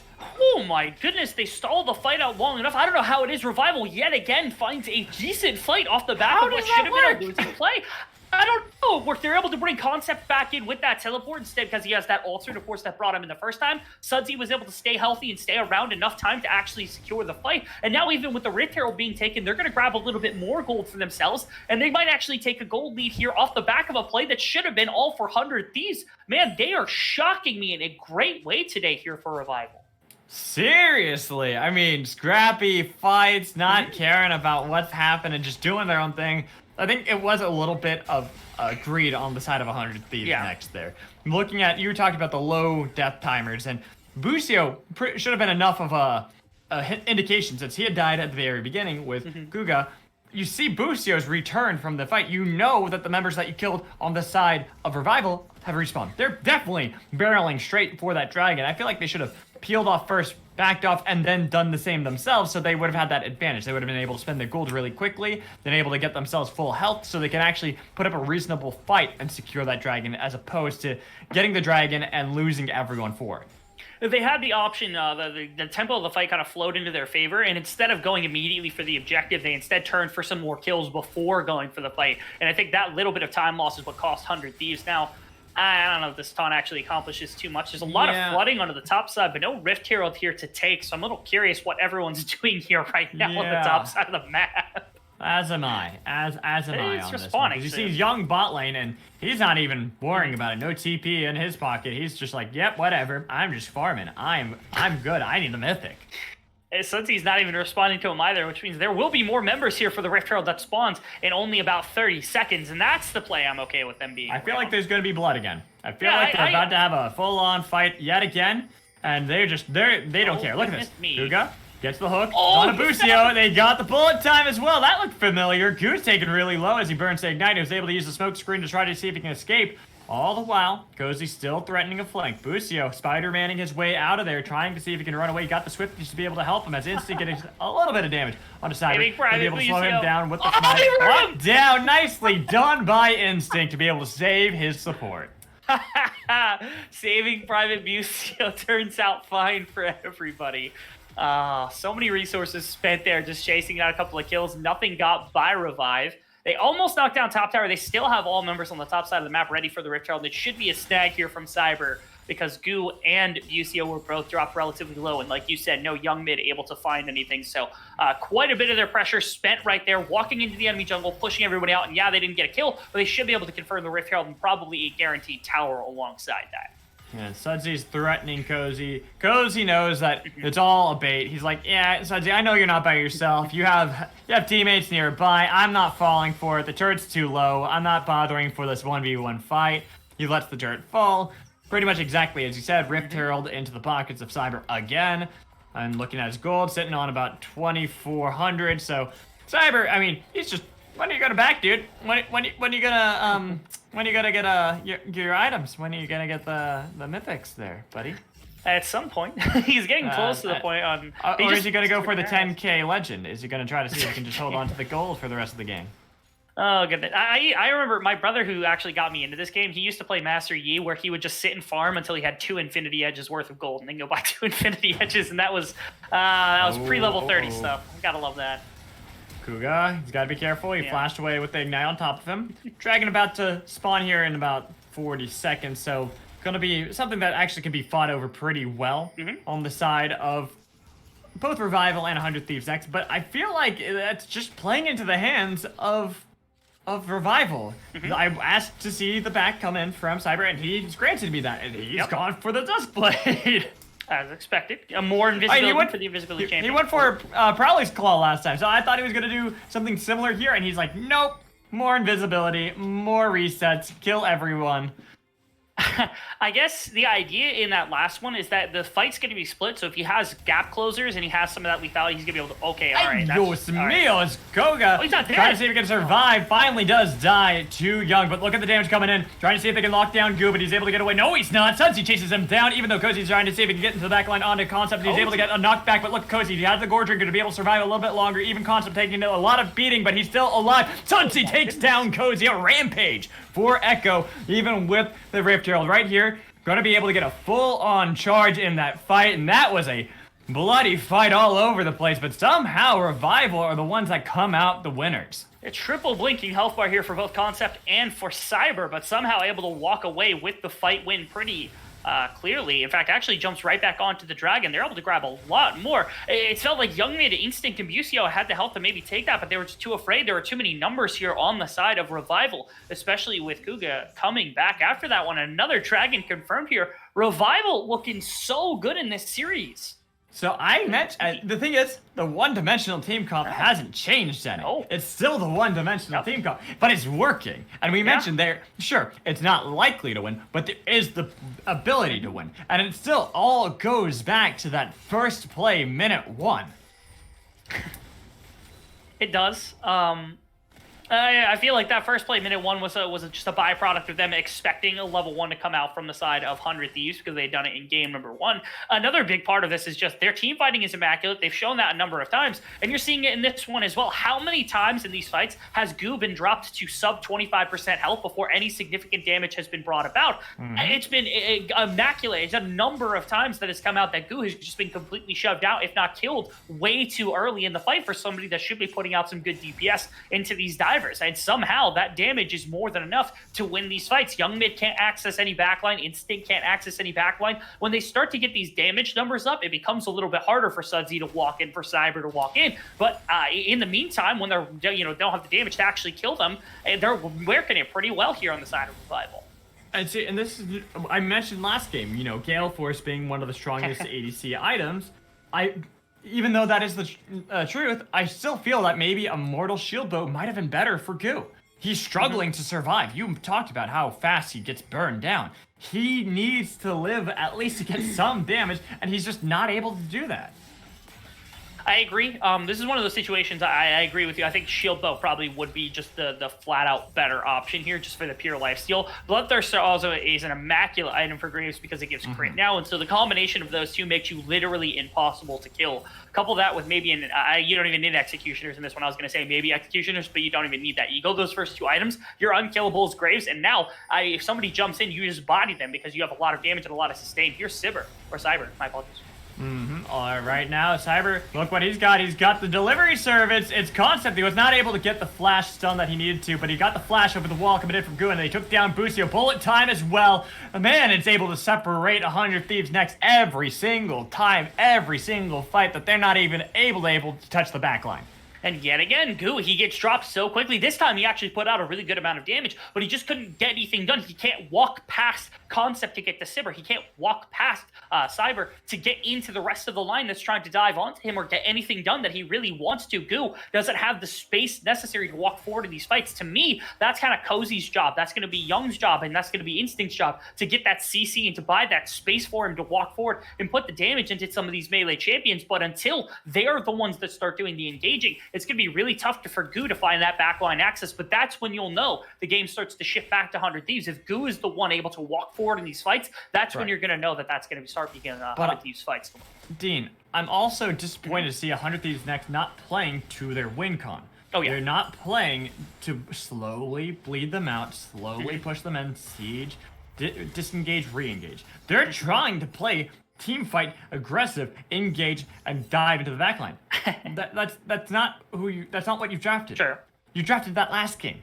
That's not this game. It's not. And maybe that's a byproduct of being forced on. Maybe that's a byproduct of just that's how they play normally. But either way, it's what they need to fix. Wow, Young is... Young, what's going on, my dude? Sudsy was able to jump back, but he should still be able to pick up the kill. Even though he was able to get knocked back, he jumped towards a minion. The minions were helping him out immensely. Might be able to get towards Young as he's able to land all of these dodgeballs. He's not able to dive, dip, dodge, and dive to try to see if he can dive, but he's going to be able to get away from the minion. He gets shut down, though! Young, beautifully done, even though the minions are the ones who get the kill credit. I think you'll take that. Yeah, you absolutely take those. It's 35 seconds off the timer for Young Mid, but yeah, you didn't give up a kill. You get the kill up against Sudsy. I think it was a shutdown, too. So that's going to be a big gold influx here for the mid laner of 100 Thieves, which you'll take all day if you're on the side of 100 Thieves. You desperately needed that shutdown. Sudsy's kind of been running amok, so I'm glad to see that got a response. Go back to the dodgeball courts. Learn how to dodge a ball. If you can dodge a wrench, you can dodge a ball, but apparently with no Heimerdinger in the game, you can't really learn how to dodge a wrench, I suppose. No Mundo dodgeball either to be able to learn some of that cleaver Mundo dodgeball. Oh, the days. See, one of my favorite stories is back in the day when me and Ender were first starting to cast.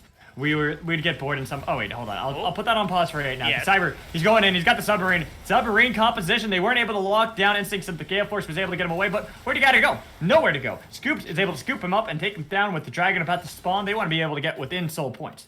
Okay. Should be relatively simple for them to walk into this river, just snag this away. I don't think there's really much to be done here if you're on the side of 100 Thieves. I gotta look at BCO's support item right now. He's got 3 wards. If I were 100 Thieves, what I would do is I would set a pressure around this Baron pit just because there's not really much else for you to do with this timing. You don't walk into river, you don't challenge, you don't try to win this anytime soon. You don't have your ADC, you don't have a good amount of your CC. Right. Walk into topside river, again, it's that slow bleed play. Prevent them from walking to the Baron, snowballing anything else, and that's exactly what you're doing. You gotta love this 100 Thieves knows exactly what to do with their time. Yes. All right, going back to the point I was making, though. Yes. So, Mundo Dodgeball. Yes. So, me and Ender, we would work some of these shows that would be, like, all over the place, too. One of them, I remember, it was, like, a 14-hour day that we worked together. And so, what we would do in the meantime, because we'd have a lot of time between games, we just load up onto Summoner's Rift, and we'd just play Mundo Dodgeball against one another. Good time. And we would just do that for hours. And he usually would beat me, but a couple times I got wins. And so I'll take that as I'm better at Mundo than him. Oh, they're reworking Mundo, so unfortunately, hopefully they keep the whole cleaver mechanic, but you're right. I hope so, too. Sad. Though they're trying to make him all sexy, and I'm like, no, I want my ugly Mundo. He's beautiful just the way he is. He shouldn't be beautiful at all. He is a Frankenstein monster, but right, I love that about Mundo. He's great. That's like, fair. It's like Urgot. It's like I like the fact that they kept him ugly. Yes, thank you. Yeah, that is wonderful. Except for Star Guardian Urgot, which is the most beautiful character. Most beautiful in the game, and best thing ever. Yes. And I'm waiting for Star Guardian Gragas next. Yes, sir. Yeah. So they've given me one thing. I'm waiting for the next thing. Because right now we are waiting for the next fight, because that's probably going to happen soon. We have seen a revival. They want to pull the trigger every single time. Anytime someone's slightly out of position, they want to be able to kill them. I do like that 100 Thieves, they're willing to keep their waves in the spots that they're in right now and deploy all 5 into a single lane because it's really difficult to play in multiple areas of the map. If you've got things like the Echo to chase you down, you've got Shen to move around, when you've got Kha'Zix who can just 1v1 pretty much anybody. When you're staying as 5 like this, it's so much harder for Revival to try to force onto you, and this is the siege that they can come into. You're going to grab this tower, get a little bit and look at this. Yeah. Look at Revival. They're completely caught off guard. They're like, oh, what do we do about this? We can't really combat their wave clear. Fight, but they're walking through vision for a fight here. Right, and they've already used the bullet time to try to see if they can survive. Though this might be the split they need. Concept's looking to see if he can at least get the taunt into the backline while Kuga is able to at least get a little bit of damage. Trying to see if he can pull back in. Young take him down for the killing spree out of Concept. Kuga had to flash over the wall. Instinct had to follow suit. That leaves your tanks and your split pusher alone. They've taken down 1, they've taken down 2. Only have 2 members left on the side of 100 Thieves next. And you know what's up on the docket? It's a Baron. Even though Goo is still up, they want to be able to secure it. It is an exceptionally difficult thing to try. I love the idea of the gameplay here because they keep all 5 together. The problem is they spread so thin along this vertical line all the way down mid lane that these flanks that come in not once, not twice, but 3 separate times completely break this fight into pieces. And that's why, Goo did live. Yes, that's fantastic. Yes, Instinct was able to stay alive, but they end up losing this fight handily because they can't handle all the additional reinforcements that come in on every additional flank. And so somehow it is that Revival yet again understands what can their composition do, when do we wait to take this fight, and now they grab a Baron off the back end of it. I am so impressed by how this team has been playing, finding even during a strong area of play from 100 Thieves, still an opportunity and a window to execute on. What did I ask at the beginning of this? What did I ask during draft, Dean? I don't remember. Creativity. I wanted to see creativity out of Cyber, and he has gifted me that. He has shown me these creative flanks, these creative paths to constantly catch 100 Thieves next off guard, and they are doing it perfectly. They got to keep doing it, though. That's the one problem they have with this composition. If they cannot continue to find these creative avenues, find these plays, use Sudsy, use Cyber, use Concept, hell, use Kuga to be able to find these plays in the backline, not going to work out. Even though Scoop's able to get a little bit of damage on to Bucio, trying to see if they can lock him down. They're going to be able to get to the depth charge. Before the bullet time comes out, they got the damage edge, the bullet time trying to rip them apart. They already lost Concept. As Koji's trying to see if he can survive, jumped over the wall. Sudsy was able to follow suit, getting a little bit of damage coming in, but look at that. He had to snap back to be able to survive because Koji was doing way too much damage. They're able to get the pull onto Young and take him down. Support for mid, not really the trade you want to have. His Scoop is so low, trying to be careful, trying to see if he can get away, but he's shut down by the curtain call. Jump over the wall coming in from Sudsy, slowed down by the 4th shot, followed up by Goo. They're looking to see if they can finish it off. He's just delaying the inevitable. You know you're dead, and Goo is going to be the one who gets the credit for that. They could push down mid.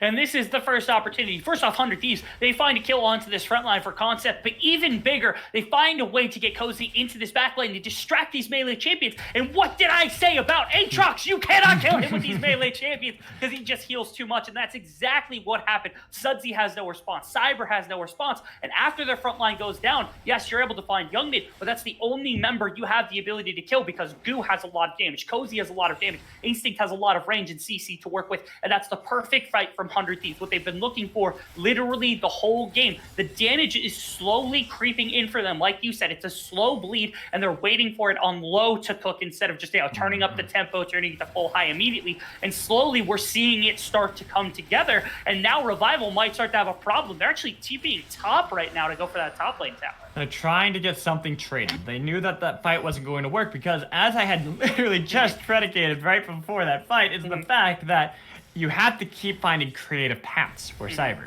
If you can't do it forever, your fights aren't going to work. And that's what happened in that fight. They couldn't find the creative path for Cyber to be able to get in the backline. Sure, it was messy. Sure, they got a couple kills. But that's not enough.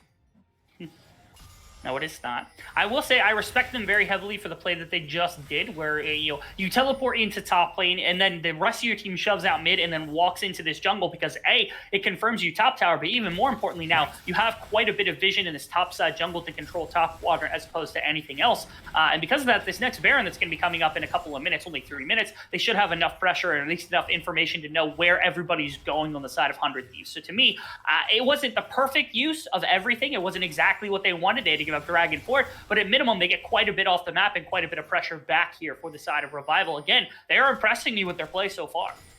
So far they're doing well, and they can keep this up with this lead that they have for themselves. If they can find another creative path, that might actually be enough to be able to end the game, especially now that we're getting about 2.5 minutes away from the next Baron that's going to be spawned. We have 3 minutes and 45 seconds until Dragon, which they can also play around, try to use that as a way to really pin down 100 Thieves next.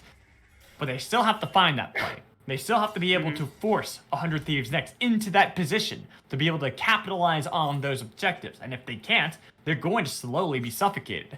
That's what the 100 Thieves next composition was drafted to do.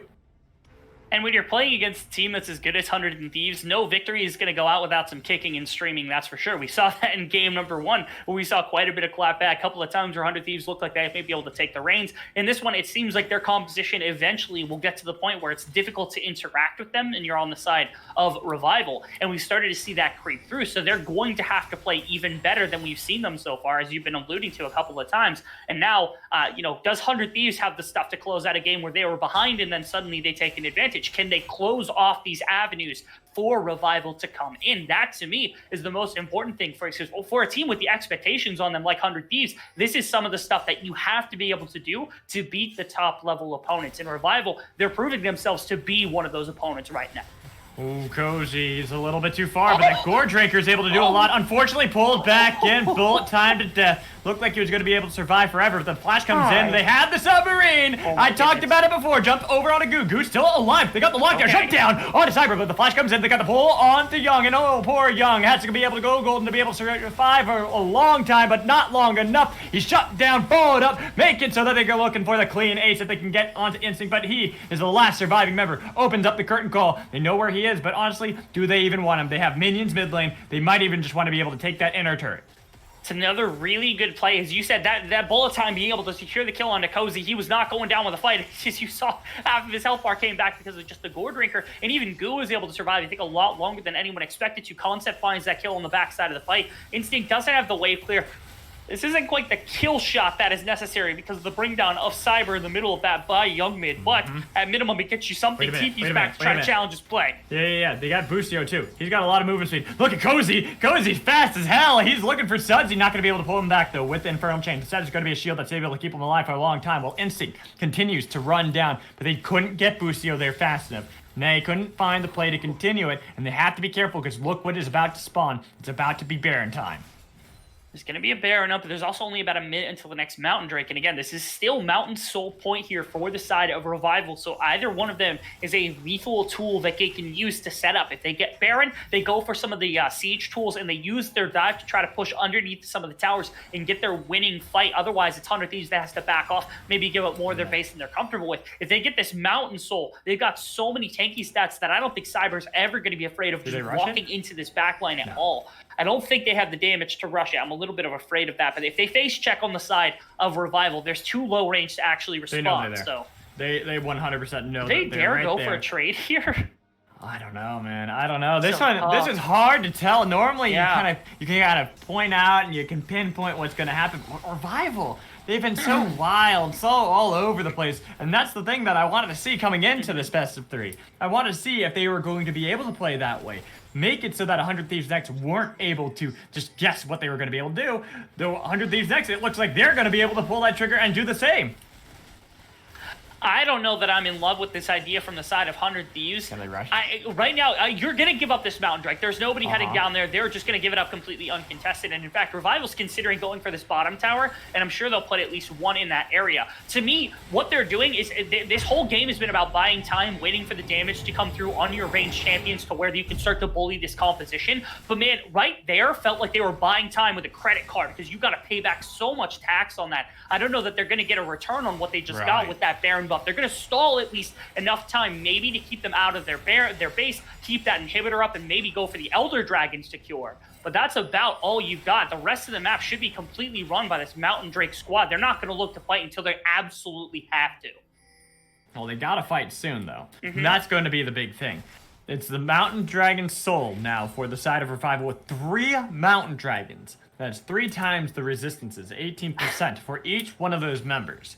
That's the problem to me, is that before you could reliably burst them down. Now it's going to be so much more difficult, especially when Young is too far out. He's easily caught out. Look at that. With the flash, what can you do? You don't have the damage to even burn down Cyber. That means you're caught out. They're looking for the fight. Bullet time comes in. Cozy jumps into the back line with a huge Gore Drinker. Going to be able to get someone to go golden to try to see if they can last a long time, but Cozy finally dies to Cyber. Looking for a little bit more in Abusio. Jumping around. Goomba stopping them, and they're going to be able to win that fight. The only concept is a 1 casualty that they have lost, but that is what we're talking about. With the Mountain Dragon Soul, they got the shield they need and the resistances, only Instinct alive. I feel like this is deja vu.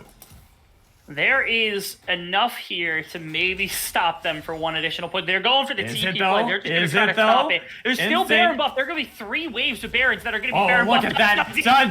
Sudsy shuts down Instinct. And unlike last time, now it's the ace. And that is the game. Revival. They pull off a miracle. Everyone had counted them out, but 2-0. They win over 100 Thieves Next. What a statement win, too, by the side of Revival. I came into this one, I had no expectations about what was going to happen. I thought Revival was a good team, but I did not think they were going to hold up to the strength that 100 Thieves was bringing with the squad that they put together. But god damn, that was a good set of games from the side of Revival. That was great to see out of them. I gotta applaud them on that one. First, they started off with the Annie mid lane, Seraphine support, Kha'Zix jungle. They pull out the Kha'Zix again. And honestly, like I said, it was a one-dimensional team comp. I feel like there's only one way for them to really win. Somehow they did it. Somehow they found that one way. They found what they needed to. A couple of hiccups along the way. But honestly, does it matter? Look at the damage. Look at what they got going on right now. They had some hero plays from everybody. Cyber was amazing. This is a Kha'Zix. I think that's got to get bans from here on out because I don't know how in the world they were letting this guy get his Kha'Zix through both these games. Sudsy, I think, played his ass off during both of these games as well. It was incredible stuff coming out from him, especially that early matchup. They put a couple of resources into putting him down. Was not even close to enough to prevent him from just bodying everybody. Yeah, he bodied everyone. It was absolutely insane coming in from Revival. I got to give massive props out to them because nobody would have expected that going into the day. Hell, even yesterday, a lot of people were kind of like, Revival, I guess they got a 2-0 over Clarity. There wasn't really much talk about it. But honestly, I feel like now you have to talk about Revival. Before, sure, there's the upset yesterday with Cloud9 Amateur over losing to Glacial Esports. But today, when you have teams that have already won, and now you have Revival, a team that's now gotten 2-0s, everyone's got to talk about this team. Especially because, again, you think about like favorites, and there's a couple of teams that come to mind, but you have to think 100 Thieves would have been closer to the top of that list than somebody like this Revival squad, where like you look at the Revival squad, there's nothing wrong with this Revival squad, but they didn't come out as a top seed. I think they're number 9 of all.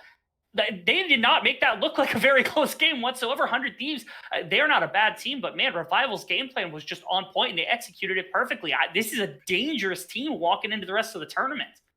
They really are. They're a team that's going to have to be watched for the rest of it, be able to see how they're going to be played. You mentioned it before, Kha'Zix probably perma-banned towards Cyber. You gotta be, yeah. Like, they thought, let's ban Wukong, Hecarim, and Olaf, but you keep forgetting about that Kha'Zix. That Kha'Zix is definitely an issue. He's going nuts in these games, and when you have a Shen paired up on top of it, it's the submarine. You're just going to be able to dive, and nobody's going to be able to suspect it. Boom, explosive, taunt everywhere. What can you do from there? I don't know. Like I said, when they created their first composition, I thought it was really well played. I thought it was well designed. Their second composition, we had our doubts about because we're like, it's melee champions. They're really dive heavy, but somehow they made it work. I got to give big respect to this team. And again, I don't think even 100 Thieves played bad. I thought Cozy had some really good fights. I thought Goose still played pretty well in a couple of different instances. Instinct and Busio looked really good as a bot lane. I think Busio had a kind of a rough game too. He was a little bit inty in that second game, but certainly everybody had these moments of brightness that you can see from 100 Thieves, which is the reason they're so highly lauded. But here we are, and they've gone down 0-2 against a team like Revival, and Revival's walking out of this week 4-0 so far in the tournament. To me, now looking like maybe one of the teams that could surprise some of the better teams.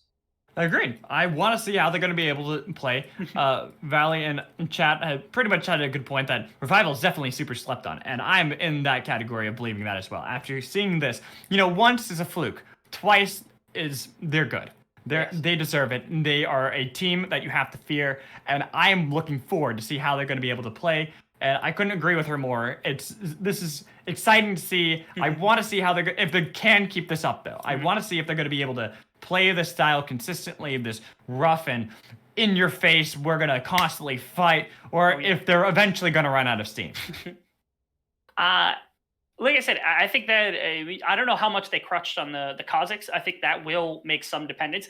They still have yet to be taken off the Misfortune, and I think that's something that teams need to recognize as well. That's 4 straight games of Misfortune for Scooped as well. But the way that Sudsy played, the way that they were able to adapt around their team composition, if they're able to make that same kind of adaptation for any champion and for any composition they could design, they might be a top 4 team very easily. Heck, they might just make it to that top 2. This team impressed me very heavily tonight. And to say that I was I will just say I have egg on my face. I've been astonished, and they have completely proven me wrong. I thought 100 Thieves was going to have this in a 2-1 likely tonight. This 2-0, this was something to me. I'm super impressed tonight.